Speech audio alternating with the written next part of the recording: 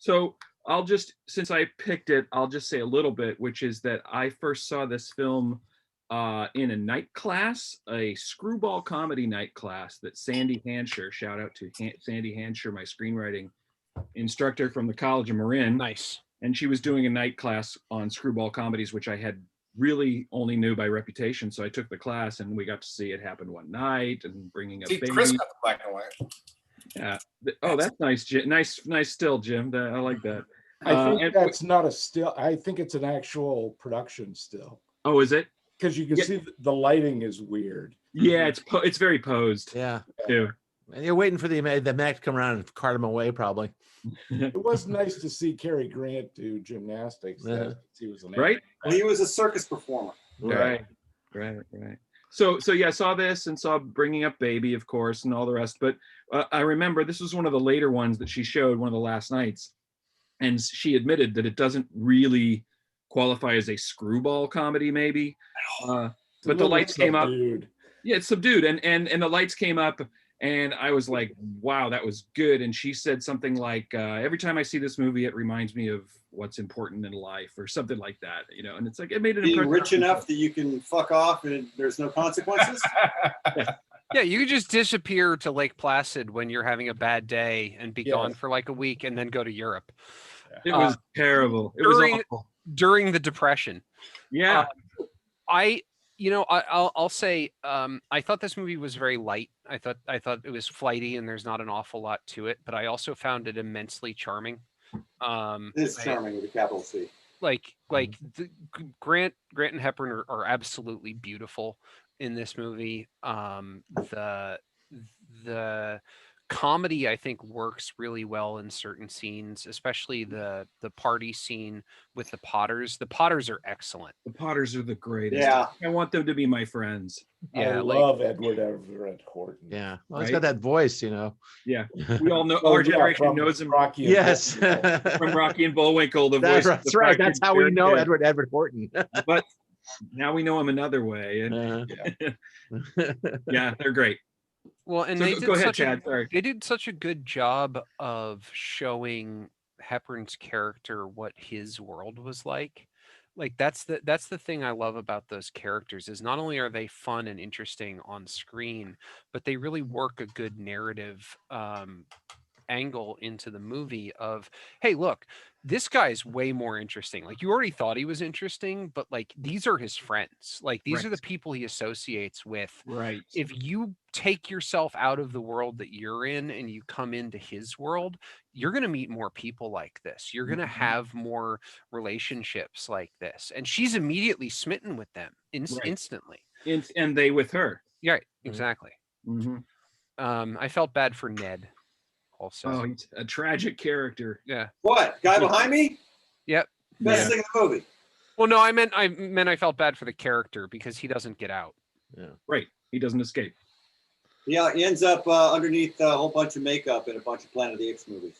But he was all quiet and Western Front guy. Right. He was a lead in that. And he was also, I read, this was obviously bad information on IMDb, that he had something to do with Baron Duchesne. That he wrote it or he performed a version that was a hit. You see him playing it a little bit in the film. You know, do y'all even know that song? Mir Duchesne. That's by the Andrews Sisters. He didn't write it. Yeah, it wasn't. Yeah, I think he performed it. Covered it. He covered it. But it's interesting. It was from a Yiddish musical. Yeah, and the guy sold it for $100 to somebody to the translation. Mm-hmm. And it became a monster worldwide hit during the Second World War. Yeah. There was even a Soviet version with alternate lyrics about. Yeah, I think they didn't credit the songwriters; they kept all the money for themselves. Yeah. But that was kind of fun. Yeah, he was like how dissolute. Was he youngest brother or the oldest brother? I couldn't tell you which. I think he's supposed to be younger. He's younger. Third. He's the youngest. He was already the cocktail glass wearing alcoholic loser that that was. I guess every family had one, right? Yeah, he's the little brother, and he's never gonna escape from his. He's a lesser Rat Pack. You know, like he's one of the guys who hung out with Dean and like brought him cigarettes. Well, but boy, what a great little monologue about getting drunk, huh? Oh, dude, he knows his stuff. Let the game begin. If you're going to devote your life to this kind of thing, you might as well have it nailed. He did it. He had it nailed. Everything is clear as crystal. That's exactly who I would be if I was from a rich family. Right? I feel like, you know how that, I thought this movie was great too, and I'd never seen it, so thank you, John. It's a charming film. I'm a huge Cary Grant fan. I've seen, a lot of his body of work. Not all of them, because he's got so many, but most of them. But you know how Chris is always going on about that sort of like that 1930s, 40s, acting style. Old timey movie. Yeah. Right. So, which I think was, it's probably derived from, or, came about because of radio, right? But, Absolutely. so I think that like a lot of people. And the stage. And the stage, right? Yeah, he had to be able to throw, so everyone.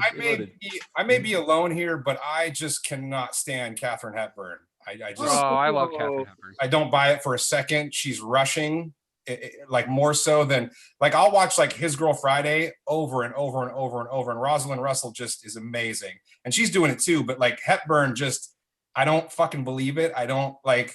I find her. She's sticking to it. I find her like cloying. I find her so fucking annoying. And in this film, like I get the whole gist of it, but oh my God, Doris Nolan, I would marry her for that back alone. Dude. See, and I don't see her as attractive at all because of her character. She's got that shark fin on her head, and she's horrible. Her in that party dress, dude. I'm done. Well, okay.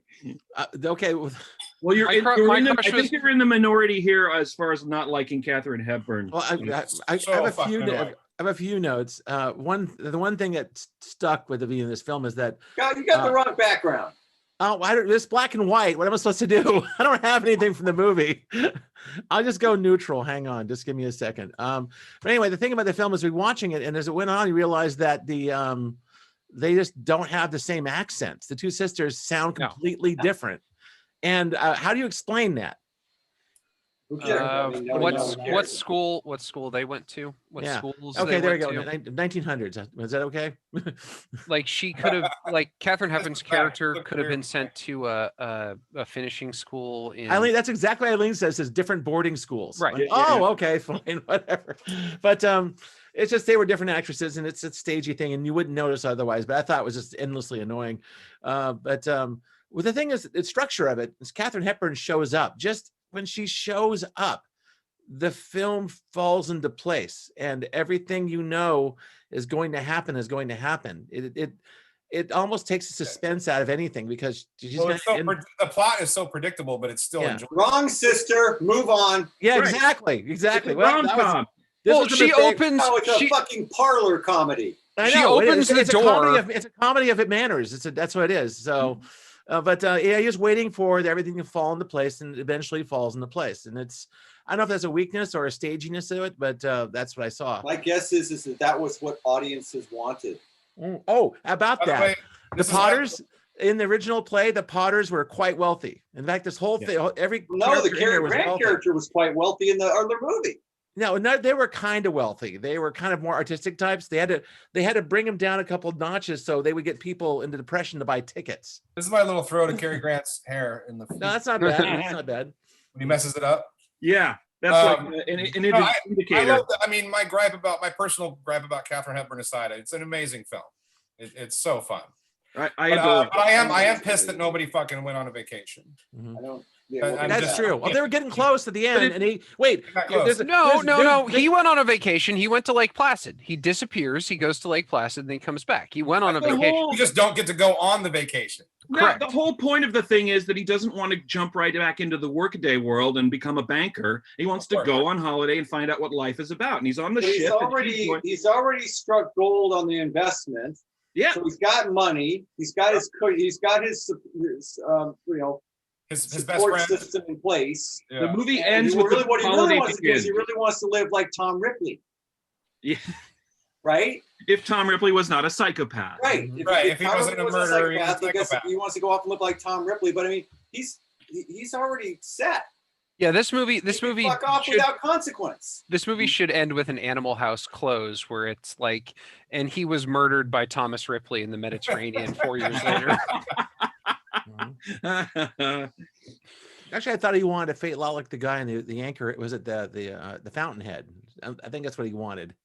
Maybe. I think something that's fascinating about films like this is you see how good story structure and scripts and films were even back in the 30s. This movie has been remade 47,000 times. This is actually the second version of the film. It was made in. And only the first couple were called Holiday, but this movie literally is like every fucking rom-com. Yeah, when you find films like that just have sort of a template or a formula that works and it's genuine. I mean, you could still make this movie today and it would be fantastic. They still do. People. Yeah. Well, it was a lightly adopted stage play. In fact, it only takes place in like 3 places, right? Yeah. Yeah. Well, and you don't even really And you don't even really need the final scene to be on the boat. Like you could have done that kind of anywhere. Yeah.